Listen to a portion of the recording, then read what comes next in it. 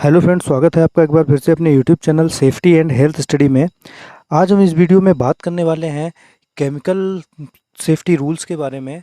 Chemical के साथ जो भी व्यक्ति काम करता है उनको किन किन बातों का ध्यान रखना चाहिए। तो कुछ बेसिक सेफ्टी रूल्स हैं। आज हम उन 10 बेसिक सेफ्टी रूल्स के बारे में बात करने वाले हैं। जो भी व्यक्ति केमिकल के साथ काम करता है उनको इन बातों का ध्यान रखना बहुत ज़रूरी है। तो चलिए वीडियो को शुरू करते हैं। सबसे पहला number, know and understand the chemicals you use, their health hazards, their levels and how to properly control them should an accident happen. मतलब कि जब भी हम किसी केमिकल के साथ काम करते हैं, केमिकल की हैंडलिंग करते हैं, केमिकल को स्टोर करते हैं, तो उनके बारे में हमको अच्छे से पता होना चाहिए। अब केमिकल के बारे में पता कहाँ से होगा? केमिकल जब भी हम यूज़ करते हैं तो केमिकल के ऊपर जो भी केमिकल का कंटेनर होता है उसके ऊपर लेवल में लगा रहता है कि कौन सा केमिकल है। वो भी हमको चेक करना है कि उस पे लेवल लगा हुआ कि नहीं है।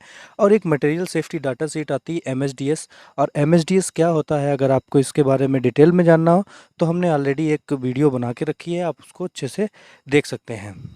तो एमएसडीएस के माध्यम से हमको पता चल जाता है कि इसमें कौन कौन से हैज़ार्ड हैं और इनका हमको कैसे प्रिकॉशन लेना है, क्या क्या प्रिवेंटिव मेजर लेने हैं जिससे हम किसी एक्सीडेंट से बच सकें।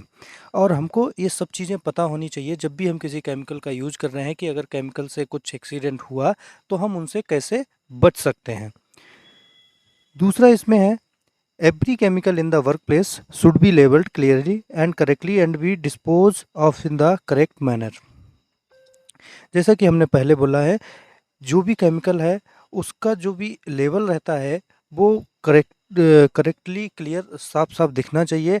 और जो केमिकल का या कंटेनर है या फिर केमिकल है उसको कैसे डिस्पोज करना है इको फ्रेंडली, उसके बारे में हमको पता होना चाहिए। तीसरा हमारा है, always wear the correct protective equipments dictated by your assessment taken for specific work areas. हमें जो भी पर्सनल प्रोटेक्टिव इक्विपमेंट्स हैं केमिकल में काम करने के लिए, हमको हैंड ग्लव्स की ज़रूरत होती है और ग्लासेस की ज़रूरत होती है। तो इनका हमें जो भी स्पेसिफिक वर्क एरियाज़ हैं वहाँ के लिए हमको क्या क्या ज़रूरत है पर्सनल प्रोटेक्टिव इक्विपमेंट्स की, पीपीई की, उनको पूरे अच्छे से यूज़ करना चाहिए। फोर्थ हमारा है, where there are hazardous chemicals in a work place proper control and ventilation must be in place. हम काम कर रहे हैं या जहाँ पर भी हमारा केमिकल स्टोर है उस वर्क प्लेस पे या फिर उस स्टोर में प्रॉपर वेंटिलेशन होना चाहिए। उसके बाद हमारा जो पांचवा है, store chemicals in their designated areas and remove only the amount needed for the current work process and no more. हमको हमेशा केमिकल जो उसकी डिजिग्नेटेड एरिया है, जो उसका स्टोर है, प्रॉपर स्टोर करना चाहिए और उतना ही यूज करने के लिए निकालना चाहिए जितना कि हमको यूज़ करना है, उससे ज़्यादा हमको नहीं निकालना है। उसके बाद हमारा जो 6 पॉइंट है वो है, do not work with chemical alone. जब भी हम केमिकल के साथ काम करते हैं तो कभी भी हमें अकेले काम नहीं करना है, साथ में रह के ही काम करना है एक दो लोगों के साथ में, कि अगर आपको केमिकल से कुछ दिक्कत आए, कुछ एक्सीडेंट होता है तो कोई आपकी हेल्प कर सके। उसके बाद जो हमारा 7वां रूल है वो है, क्लियर एंड फ्री एक्सेस। जो भी हमारा एक्सेस और एग्ज़िट है उसको क्लियर करके रखना है, प्रॉपर मार्क करना है कि कहाँ पे भी आपको इमरजेंसी से आपको एग्ज़िट करना है। अगर कुछ केमिकल का रिएक्शन होता है, केमिकल से कुछ इंसिडेंट होते हैं तो हमको कहाँ से बाहर जाना है, कहाँ से एग्ज़िट होना है, उसका पूरा अच्छे से ध्यान रखना है। उसके बाद हमारा जो 8वां है, all trip hazards must be removed, all work areas and their stations must be kept clean, all ventilation system और other hazard control system must be regularly clean and maintained.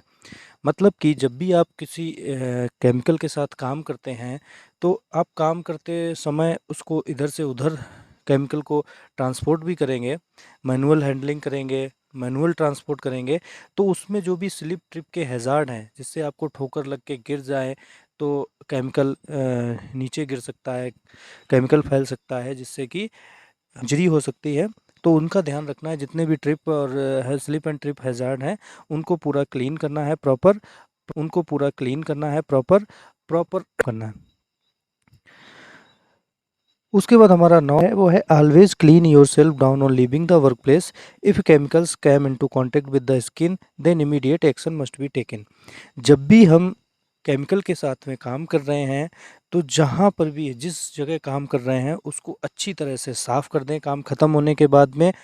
और अगर केमिकल आपके स्किन के contact में आ गया है तो तुरंत उस पे एक्शन लेना चाहिए। जैसा कि एमएसडीएस में, जैसा कि आपको जो लेबल लगा होगा या एमएसडीएस सीट होगी उसमें आपको बताया गया होगा कि स्किन के कांटेक्ट में आने पर आपको क्या करना है, आपको धोना है उसको। तो वहाँ पे वॉशिंग जो स्टेशन होते हैं, नल लगे होते हैं पानी के, वो भी लगे हों तो उसमें जाके आपको साफ़ करना है। जो भी जिस तरह से कुछ केमिकल को आपको धोना है, कुछ केमिकल में जो भी एक्शन लेने हैं प्रिकॉशनरी एक्शन, वो एमएसडीएस में सारे मिल जाते हैं, तो उसका आपको ध्यान रखना है। उसके बाद हमारा जो 10th रूल है, 10वां रूल है, 10वां नियम ये है कि you should not eat, drink, smoke और perform any other such distracting activity when working with hazardous chemical. आपको किसी भी परिस्थिति में जब आप केमिकल के साथ में काम कर रहे हैं तो आपको ना तो कुछ खाना है, ना पीना है, ना स्मोकिंग करनी है, कुछ भी ऐसी एक्टिविटी नहीं करनी है जिससे आपकी सेहत पे असर पड़े या आप केमिकल को इनहेल कर लें। तो अगर आप इन 10 बेसिक जो केमिकल सेफ्टी रूल्स हैं, इनका ध्यान रख के केमिकल से अगर काम करते हैं तो आपका बहुत ज़्यादा रिस्क कम हो जाएगा और आप सेफली अच्छे से केमिकल के साथ में काम कर सकते हैं। तो आशा करते हैं आपको ये वीडियो अच्छी लगी होगी और आप जान गए होंगे कि हमारे जो केमिकल के सेफ्टी रूल्स हैं, बेसिक सेफ्टी रूल्स, वो क्या-क्या हैं। आगे और भी केमिकल सेफ्टी रूल्स के बारे में एक नई वीडियो लाएँगे। तो अगर आपने अभी तक चैनल को सब्सक्राइब नहीं किया है तो प्लीज़ चैनल को सब्सक्राइब करें। Thank you.